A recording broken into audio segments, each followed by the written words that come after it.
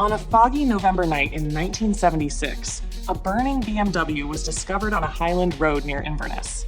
The disappearance of Renee MacRae and her 3-year-old son Andrew was Launch's longest-running missing persons case. As investigators dug deeper, they uncovered a web of secrets, lies, and forbidden relationships in the respectable middle-class community. Despite extensive searches, including excavating quarries and consulting psychics, the truth remained elusive for decades. This is the story of how determined investigators finally cracked the case that haunted the Highlands for nearly half a century. Welcome back to X by X Confidential, where we dive deep into the most compelling true crime cases in history. We're dedicated to bringing you meticulously researched stories that reveal the truth behind some of history's most shocking crimes.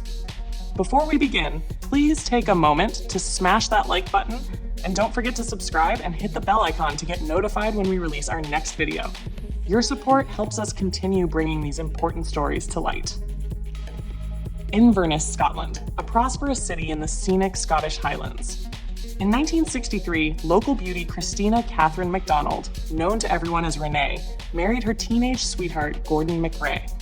Gordon was part of his family's successful construction business, Hugh MacRae & Company. The young couple seemed to have everything: wealth, status, and soon, a son named Gordon Jr.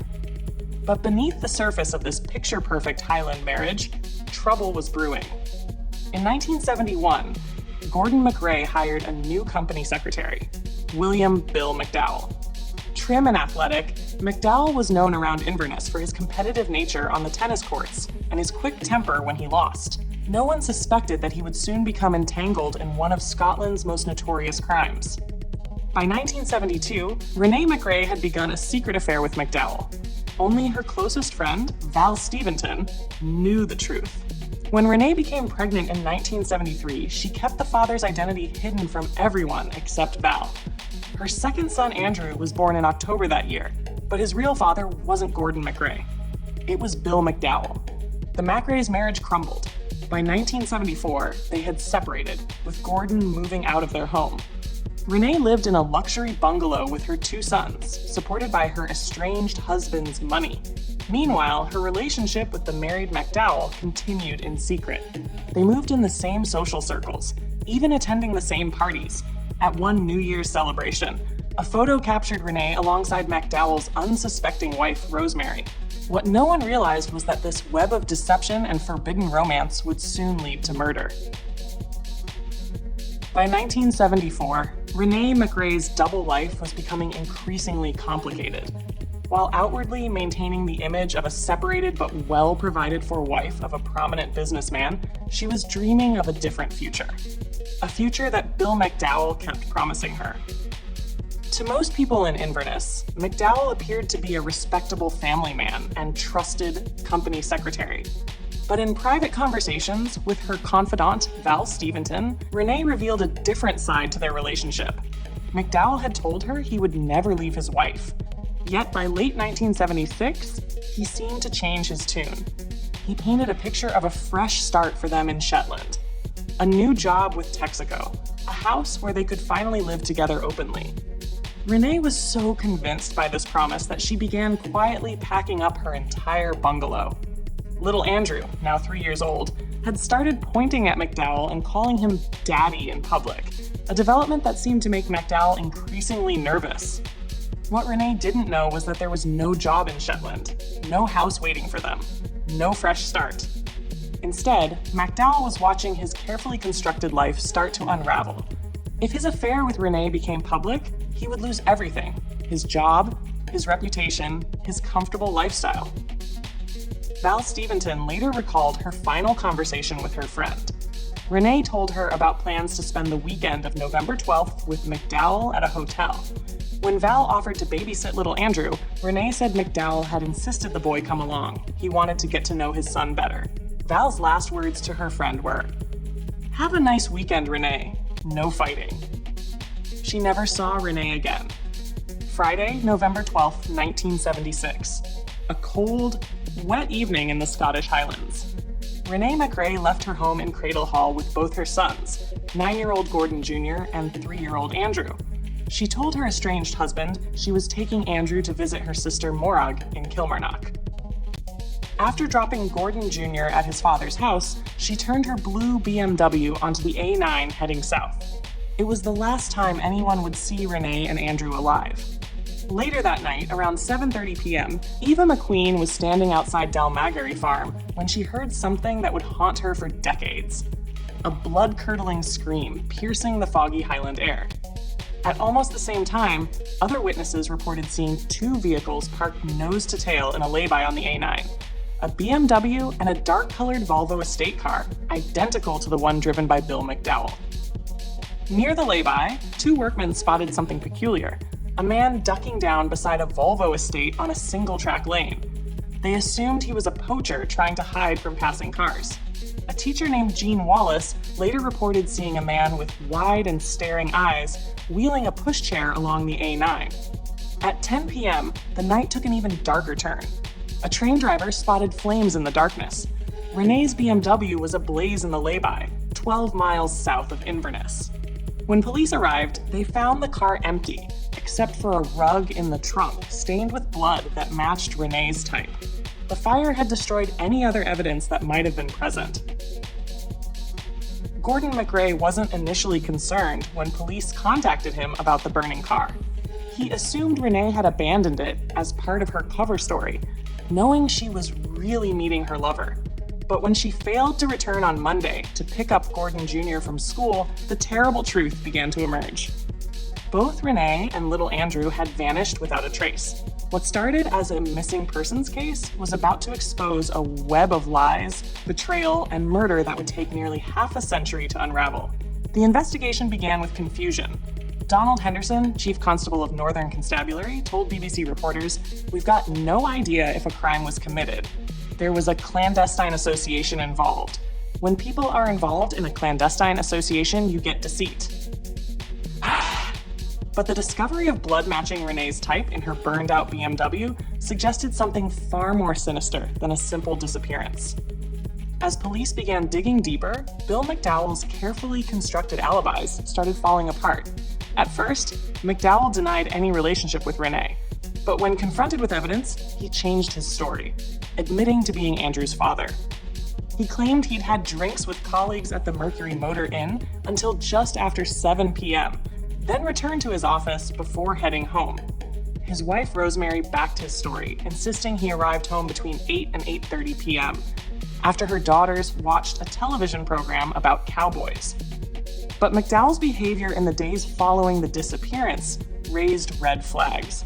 He urgently visited a Volvo dealership, demanding an immediate replacement for his car's cargo floor, claiming he burned the original after damaging it with building materials. When ordered to return his company car after being fired, he stalled, saying he needed to clean it first. A colleague sent to collect it found him scrubbing out the trunk. Even more bizarre, 8 days after the disappearance, McDowell told a Glasgow Herald journalist that he'd received 2 coded telephone calls from Renee, though she never spoke. When asked why he hadn't reported this to police, he said it had slipped his mind. Then came a breakthrough that would haunt investigators for decades. A month after Renee and Andrew vanished, McDowell went to the police station, appearing very upset and ready to make a significant statement. But before he could complete it, his furious wife spotted his car outside and physically removed him from the building. Whatever McDowell had been about to reveal would remain unsaid for the next 45 years. By early 1977, the search was costing £10,000 a day, equivalent to over £65,000 in today's money. Police deployed every resource available: divers, search dogs, helicopters, and even RAF bombers equipped with heat-seeking devices.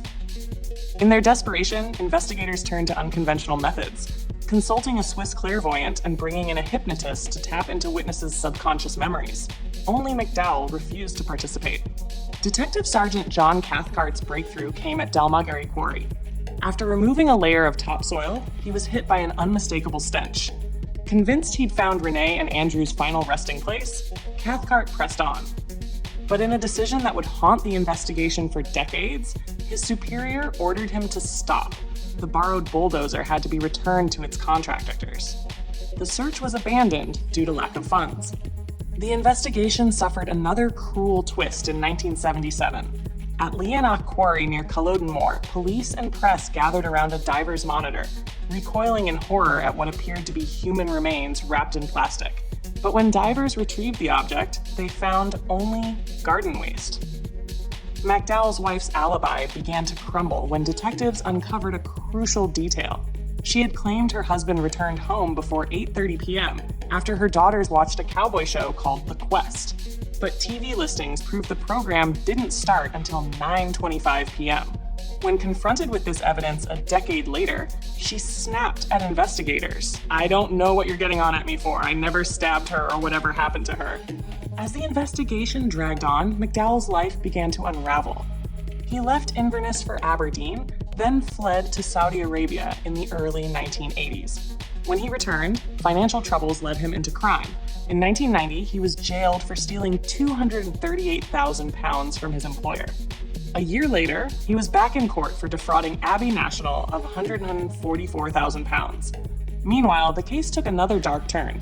When convicted housebreaker Dennis Tirani came forward, he claimed McDowell had offered him £500 in 1976 to kill a wife and bairn by dousing them in acid.